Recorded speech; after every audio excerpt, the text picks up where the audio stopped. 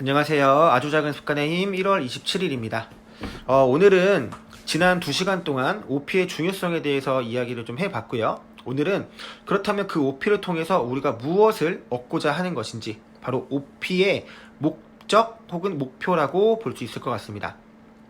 OP 다음의 프로세스는 바로 FF라고 하는 팩트 파인딩의 단계인데 팩트 파인딩, 즉 어떤 고객의 사실과 정보를 확인하는 과정이라고도 볼 수 있지만 팩트라는 거에서 필링 파인드도 함께 우리가 정보를 입수해야 됩니다. 즉 고객이 갖고 있는 정보, 재무적인 환경, 돈이 얼마나 있으신지, 자산이 얼마나 있으신지 그런 부분들에 대한 확인도 중요하지만 필링 고객님께서 호감 있어 하시는 나의 모습이라던가 고객님의 관심사, 고객님의 취미, 그리고 고객님이 생각하시는 자녀에 대한 교육 방향, 이런 등등의 재무적으로 숫자로서 표현될 수 없는 비재무적인 요소까지도 우리가 필링 파인드를 받으셔야 된다는 거예요.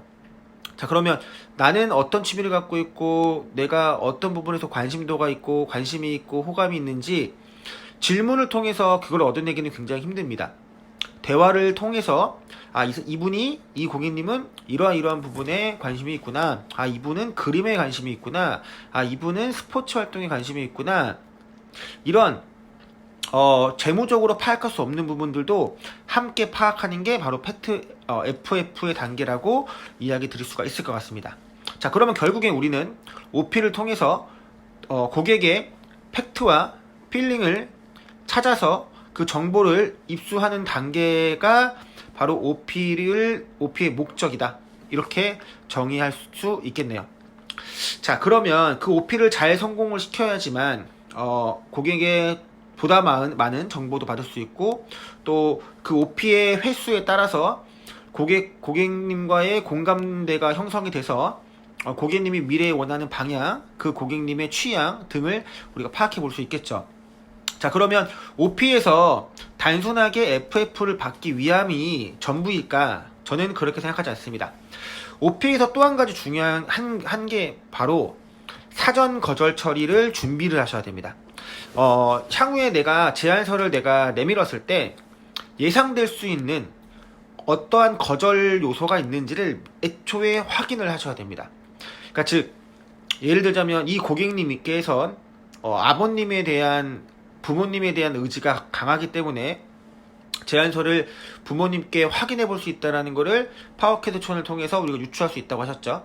그렇다면 그거를 방어하기 위한 사전 거절을 할 수 있는 이야기를 OP를 하시면서 개발해 놓으셔야 되고, OP를 하시면서 그 점에 대해서 계속해서 은근슬쩍 언급을 계속해서 해주셔야 돼요. 그래야지만 향후에 내가 프레젠테이션을 할 때 고객님의 예상되는 거절을 내가 반복해서 고객님이 나중에 이렇게 하시면 안 됩니다, 이렇게 하시면 안 됩니다 등으로 약처방을 미리 할 수 있다는 거죠. 그래서 OP 과정에서는 OP는 팩트 파인딩을 목표로 하는 거지만 그 과정에 반드시 사전 거절 처리를 충분히 녹여내야지만 내가 계약을 성사시키는데 더 용이하게 흐름을 끌고 갈 수 있다. 자, 그러면 우리가 OP를 TL을 했습니다. TL을 했을 때는 분명한 목적이 있죠. 우리 만나자. 자, 그러면 OP를 했을 때 FF를 받으라고 했으니까, 자, 그러면 너 얼마 있어? 자산은 어떻게 돼? 이렇게 물어본다고 고객님께서 바로바로 대답을 주실까요? 그렇진 않겠죠. 네. 그래서 OP도 사실상 1차 상담, 2차 상담, 3차 상담 이렇게 반복적인 만남을 가져주시는 게 좋습니다. 자, 그러면 우리가 OP를 마칠 때 우리가 어떤 식으로 OP를 마무리하고 고객님과 상담을 종료하면 좋을까요? 뭐 다양한 게 있겠지만 저는 이번 첫 만남이 이번 한 번의 만남이 끝이 아니라 2번, 3번 일어날 수 있다. 왜냐면 내가 당신께 줄 정보가 아직도 많기 때문이다. 이거를 고객님께 전달을 하시려면 이런 식으로 OP를 종료시키는 겁니다.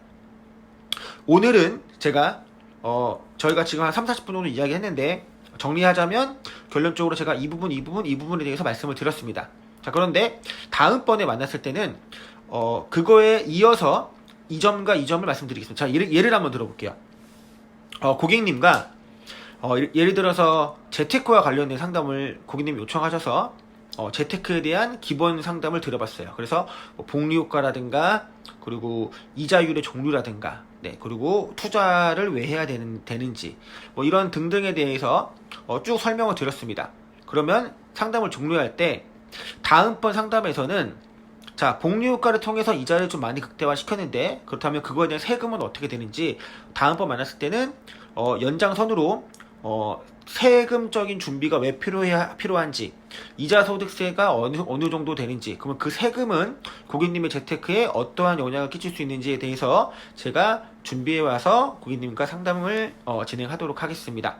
라는 식으로 다음에 내가 전화를 해서 다시 한 번 더 만나자라고 이야기할 건데 그때 내가 어떤 목적을 가지고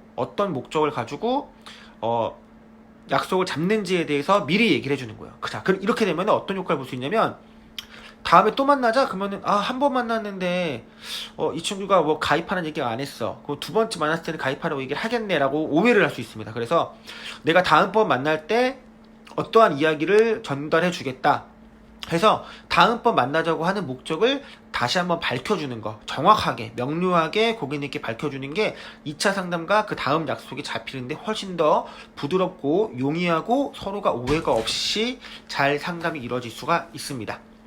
자, 정리해 볼게요. 우리 OP의 목표는 팩트 파인딩, 팩트 앤 필링 파인딩 이라고 볼 수 있습니다. 고객님의 자산 부채 현황 등의 팩트를 확인하시는 것과 고객님의 취미, 관심도 그 사람에 대해서 관심을 갖는 게 FF의 단계다. 우리는 OP를 통해서 그 FF를 받기 위함이 우리의 OP의 목적이다.